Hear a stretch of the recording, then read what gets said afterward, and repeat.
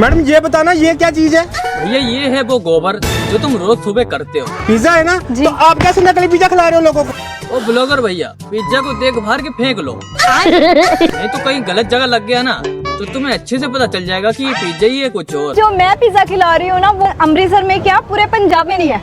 पूरे पंजाब में भी नहीं है। लगता है दीदी को अच्छा लगा मरवा। वो वेफल पिज्जा है। वेफल पिज्जा, आओ देखते हैं कैसे बना के दिखाओ कैसे बनाते हो। जी सर, सबसे पहले जाएगा हमारा चॉकलेट। पिज्जा में चॉकलेट। ये आपको कैसे आइडिया वेफल पिज्जा? ये आइडिया तब आया जब तुमने उसके पिज्जा मांगा। तो अभी इसको कितना टाइम लगेगा मैडम?